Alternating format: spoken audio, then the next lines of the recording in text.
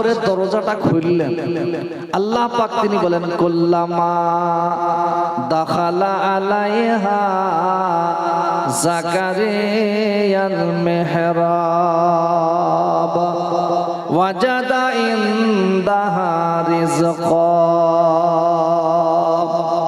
আল্লাহর পয়গম্বর নবী জাকারিয়া আলাইহিস সালাতু ওয়াস সালাম তিনি যখন দরজাটা খুলে দিলেন, দরজা খোলার পরে দেখতে পেলেন আল্লাহর বান্দি হযরতে মারিয়াম আল্লাহ তাআলার ধ্যানে পাগল পারা হয়ে আছেন, আল্লাহর ধ্যানে মশগুল হয়ে আছেন। আর মারিয়ামের ডানে বামে চতুর্দিকে বড় বড় খাঞ্চায় আপেল, বেদানা, নাশপাতি, আঙ্গুর, কিশমিশ বিভিন্ন রকমের ফলে পরিপূর্ণ। এইগুলো দেখার পরে আল্লাহর পয়গম্বর নবী জাকারিয়া আলাইহিস সালাতু ওয়াস সালাম প্রশ্ন করলেন, ক্বালা ইয়া মারইয়াম আন্না লাকি হাযা। ওগো মারিয়াম, এই খাবার তুমি কোথায় পেলে? কে দিয়ে গেল এই খাবার? আপেল, বেদানা, নাশপাতি, আঙ্গুর, কিশমিশ এই খাবারগুলো তোমাকে কে দিয়ে গেল বলো? কোথায় পেলে তুমি বলো? ঘরের তালা লক করে চাবি তো আমার কাছে ছিল, আর এমন কোন বড় জানালা নাই, দরজা নাই যে জায়গা দিয়ে খাঞ্চা তোমার ঘরে প্রবেশ করে দেওয়া হবে। এমন তো কোন জায়গার রাস্তা নাই, ফাঁকা নাই। অতএব মারিয়াম, তোমার কাছে এই খাঞ্চাওয়ালা ফল কিভাবে আসলো বলো? হযরতে মারিয়াম বললেন, ক্বালাত হুয়া মিন ইনদিল্লাহ, এই খাবার এসেছে আমার আল্লাহর তরফ থেকে। বলুন সুবহানাল্লাহ। সুবহানাল্লাহ। আল্লাহ দিয়েছেন। বাপজির আমার ভাইয়েরা,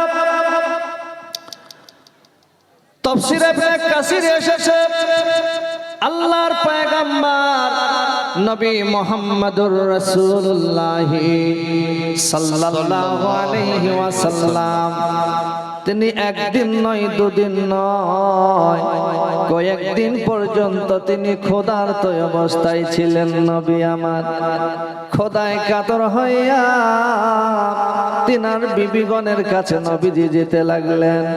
সর্বপ্রথম হযরত উম্মে সালমার কাছে গিয়ে বললেন, বিবি রে, তোমার গৃহে কোনো কি খাবার আছে?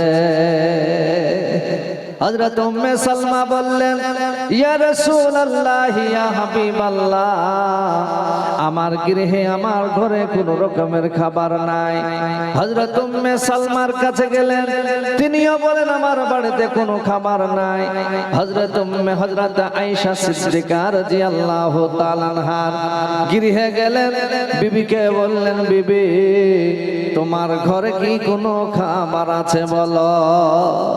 হযরতে আয়েশা বলে, ইয়া রাসূলুল্লাহ, ইয়া হাবিবাল্লাহ, ওগো নবী, আমার ঘরেও আজ কয়েকদিন পর্যন্ত কোন রকমের আখা জ্বলেনি, আমার বাড়িতে কয়েকদিন খাবার নাই নবী গো। কোন বিবিগণের কাছে আল্লাহর নবী যখন কোন রকমের খাবারের কোনো খোঁজ পেলেন না, আল্লাহর নবী মনে মনে চিন্তা করলেন, আমার বাড়ির পাশের পাড়ায় এবং আমার পাড়াতে আমার ছোট মেয়ে হযরতে ফাতেমা জাহরা রাদিয়াল্লাহু তাআলা আনহার বাড়ি, অতএব হযরতে আলীর বাড়ি। ফাতেমার কাছে গিয়ে দেখি ওর বাড়িতে কোনো খাবার আছে কি না দেখি। এই বলে হযরতে নবী মুহাম্মদ সাল্লাল্লাহু আলাইহি ওয়াসাল্লাম তিনার মেয়ে, ছোট মেয়ে হযরতে ফাতেমার বাড়িতে গেলেন। আল্লাহর নবী তিনার মেয়েকে এত মহব্বত করতেন, এত ভালোবাসতেন। আল্লাহর নবী বলেছেন, কেউ যদি আমার ফাতেমাকে কষ্ট দিল, সেই লোকটি যেন স্বয়ং আমি নবীজিকে কষ্ট দিল। আল্লাহর নবী কোথাও যখন যেতেন সকলের লাস্টে ফাতেমাকে দেখার পরে তিনি বের হয়ে যেতেন। আবার যখন তিনি বাড়ি ফিরে আসতেন, সকলের লাস্টে সকলের প্রথমে ফাতেমাকে দেখা করতেন। বলুন সুবহানাল্লাহ। এই ফাতেমার বাড়িতে গেলেন নবীজি। ফাতেমার বাড়িতে যাওয়ার পরে আল্লাহর নবী নিজের মেয়েকে জিজ্ঞাসা করেন, ও মা ফাতেমা, ফাতেমা তোমার বাড়িতে কি কোনো খানা আছে বলো? বলেন এমন কোন মেয়ে আছে তার আব্বা যেই মেয়ের কাছে খাবারের কথা বলেছে আর সেই মেয়ে খাবার না দিয়ে থাকতে পারে? সুবহানাল্লাহ। মেয়ে বললেন, ইয়া রাসূলুল্লাহ, ইয়া হাবিবাল্লাহ, ইয়া নবী, আমার বাড়িতে আর কয়েকদিন আখা জ্বলেনি, আমার বাড়িতে কোনো খাবার নাই। আল্লাহর নবী, নবী মুহাম্মদ সাল্লাল্লাহু আলাইহি ওয়াসাল্লাম তিনি আর বেশি দেরি না করে ফাতেমার বাড়ি থেকে বের হয়ে গেলেন। এমন টাইমে একজন খাদিমা, একজন মহিলা 2 পিস রুটি আর একটা গোশতের টুকরা নিয়ে হযরতে ফাতেমার বাড়িতে প্রবেশ করলেন। ফাতেমার বাড়িতে আসার পরে ফাতেমাকে বলেন, ও ফাতেমা, এই খাবারটুকু আপনি নেন, 2 পিস রুটি আর একটা গোশতের টুকরা। হযরতে ফাতেমা খাবার নেওয়ার পরে তিনি খানাটা সুন্দর করে ঢেকে রাখলেন আর মনে মনে চিন্তা করলেন, আমার আব্বা জান অর্থাৎ নবী মুহাম্মদ সাল্লাল্লাহু আলাইহি ওয়াসাল্লাম আমার বাড়িতে এসেছিলেন, তিনি নিজে মুখে খাবারের কথা বলেছিলেন, কিন্তু আমার মেয়ের আমার আব্বার সামনে কোনো খাবার দিতে পারেনি। অতএব এই খাবারটা আমার নবীজিকে খাওয়াইব, এই খানাটা আমার বিশ্ব নবী নবী সাল্লাল্লাহু আলাইহি সাল্লামকে খানা খাওয়াইব। এই বলে ফাতেমা খানাটাকে সুন্দর করে ঢেকে রাখলেন। ঢেকে রাখার পরে তিনার 2 সন্তান হযরত ইমাম হাসান আর ইমাম হুসাইন রাদিয়াল্লাহু তাআলা আনহুকে ডাক দিলেন, ও ইমাম হাসান হুসাইন তোমরা আগে এসো। বাচ্চা ছেলে মায়ের কাছে ছুটি চলে এসেছে। আসার পরে আল্লাহর নবী সাল্লাল্লাহু আলাইহি সাল্লামের মেয়ে হযরত ফাতেমা হযরত ইমাম হাসান হুসাইনকে বলেন, ও হাসান ইমাম হুসাইন, তোমার নানাজি এই রাস্তা দিয়ে কিছুক্ষণ পূর্বে গিয়েছেন, অতএব তোমার নানাজিকে সঙ্গে করে আবার আমার বাড়িতে নিয়ে এসো। হযরত ইমাম হাসান হুসাইন বেশি দেরি না করে তিনি ছুটতে লাগলেন, দৌড়তে শুরু করেছেন। দৌড়তে দৌড়তে গিয়ে দেখে আমার নবীজি রাস্তা দিয়ে হেঁটে যায়। 2 জনে গিয়ে সালাম দেন, আসসালামু আলাইকা ইয়া রাসূলুল্লাহ, ও আল্লাহর নবী, আমার মা বাপ আপনার পদতলে কুরবান হয়ে যাক, নবী গো আমাদের বাড়িতে তাশরীফ নিয়ে চলুন। আল্লাহর নবী ইমাম হাসান হুসাইনকে খুব মহব্বত করতেন, ভালোবাসতেন। 2 জনের কাঁধে হাত দিয়ে আনন্দ চিত্তে ফাতেমার বাড়ির দিকে রওনা দিয়েছেন। ফাতেমার বাড়ির দিকে রওনা দিয়েছেন। বাড়ির দিকে যখন রওনা দিয়েছেন, বাড়িতে যখন পৌঁছিয়ে গিয়েছেন, পৌঁছানোর সঙ্গে সঙ্গে হযরত ফাতিমা জাহরা রাদিয়াল্লাহু তাআলা আনহা আল্লাহর নবীকে বসিয়ে রেখেছেন। বসিয়ে রাখার পরে বিশ্ব নবীকে বলেন, ইয়া রাসূলুল্লাহ, এই নেন আপনি খানা। সেই 2 পিস রুটি আর একটা গোশতের টুকরা নিয়ে এসে হাজির করেছেন। হাজির করার পরে আল্লাহর নবী জিজ্ঞাসা করলেন, ফাতেমা, এই খাবার তোমার কাছে আসলো কোথায় থেকে বলো? কিছুক্ষণ পূর্বে তোমাকে জিজ্ঞাসা করেছিলাম, এই খাবার তো তোমার কাছে ছিল না, কিন্তু এখন তোমার কাছে রুটি এবং গোশত কিভাবে আসলো বলো? হযরতে ফাতেমা তিনি বললেন, ক্বালাতু হুয়া মিন ইনদিল্লাহ, এই খাবার এসেছে আল্লাহর তরফ থেকে। বলুন সুবহানাল্লাহ। ইন্নাল্লাহা ইয়ারযুকু মান ইয়াশাউ বিগাইরি হিসাব, নিশ্চয় আল্লাহ পাক যাকে চান বেশুমার তিনি রিজিক দিয়ে থাকেন, বেশুমার তিনি ধন সম্পদ দিয়ে থাকেন, বেশুমার তিনি টাকা পয়সা দিয়ে থাকেন, বেশুমার তিনি সমস্ত রকমের জিনিস দিয়ে থাকেন, যার কোনো রকমের হিসাব থাকে না। বলুন সুবহানাল্লাহ। এত মাল আল্লাহ পাক তিনি দান করেন। বলুন আলহামদুলিল্লাহ। বাপজিরা আমার ভাইয়েরা মনে রাখবেন, আল্লাহ নবী মুহাম্মদুর রাসূলুল্লাহ সাল্লাল্লাহু আলাইহি ওয়াসাল্লামের প্রথম বিবির নাম ছিল হযরতে খাদিজা। কি নাম মা? নবীজির প্রথম বিবির নাম কি ছিল? হযরতে খাদিজা। হযরতে খাদিজা রাদিয়াল্লাহু তাআলা আনহা। ও বাপজিরা আমার ভাইয়েরা, আল্লাহর নবীর যখন 25 বছর বয়স আর খাদিজার বয়স তখন 40 বছর, এই রকম অবস্থায় নবীর সঙ্গে বিবাহ হয়। একদিন দুদিন নয়, 25 বছর নবীর সঙ্গে সংসার করলেন। কত বছর বলুন? 25 বছর সংসার করলেন। এখন আল্লাহর নবীর বয়স হলো 51 আর হযরতে খাদিজার বয়স হলো 65। একদিন ফজরের নামাজ বাদে হযরতে খাদিজাতুল কুবরা রাদিয়াল্লাহু তাআলা আনহা নামাজ শেষ করে বসে বসে কান্না করছেন। আল্লাহর নবী জিজ্ঞাসা করেন, খাদিজা কেন তুমি কাঁদো? তোমার চোখে পানি কেন বিবি?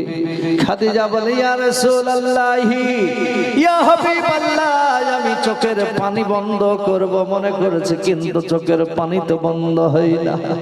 আল্লাহর নবী বলেন, কেন কাঁদো বলো?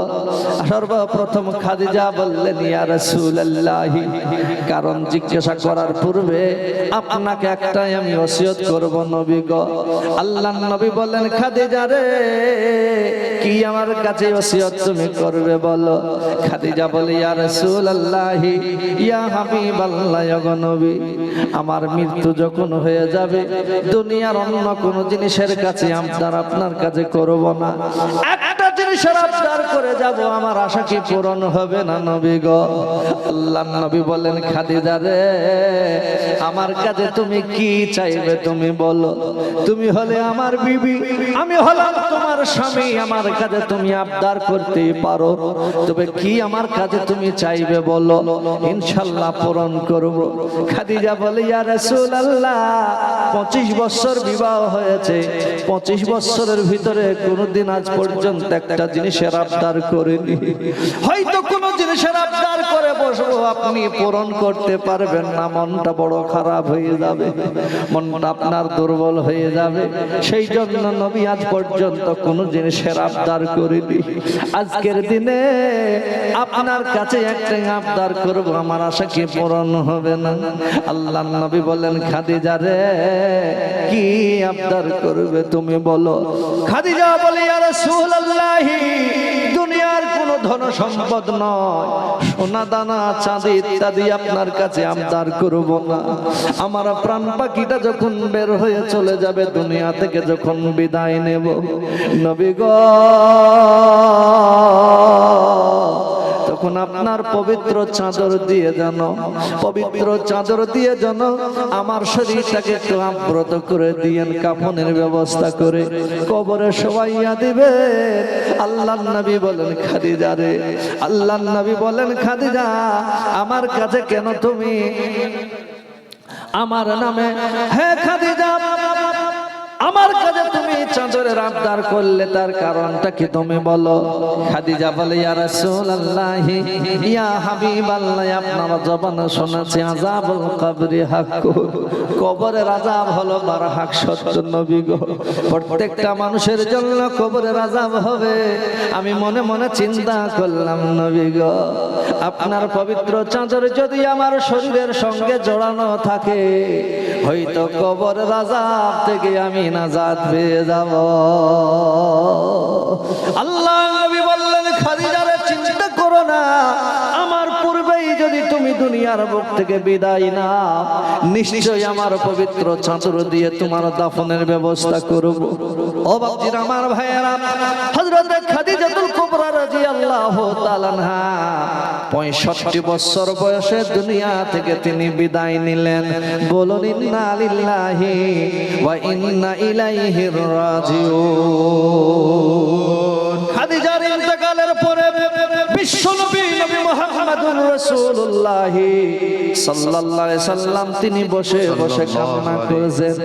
আল্লাহর নবীকে প্রশ্ন করা হয়েছিল, ইয়া রাসূলুল্লাহ, আপনি তো আমাদেরকে নিষেধ করেছেন, কারো মা, কারো আম্মা, কারো আত্মীয় স্বজন কেউ যদি মারা যায়, তাহলে তোমরা যেন বিনিয়ে বিনিয়ে কান্না করবে না, তোমরা যেন বুক থাপড়ে কান্না করবে না।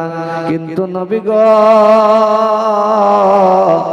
খাদিজার মৃত্যুর উপরে কেন আপনার চোখের পানি ঝরেছে? আল্লাহর নবী বলেন, আমি তো নিষেধ করেছি মৃত্যুর পরে কান্না করবে না। কেমন কান্না করবে না? অনেক মানুষকে দেখা যায় কারো মা মারা গিয়েছে, কারো আব্বা মারা গিয়েছে, কারো দাদু দাদি মারা গিয়েছে। অনেক মানুষকে দেখা যায় বুক থাবড়ি থাবড়ি কাঁদে, আমার কি হইল গো, আমার কি হবে গো। অনেক মানুষকে বিনিয়ে বিনিয়ে কান্না করতে দেখা যায়।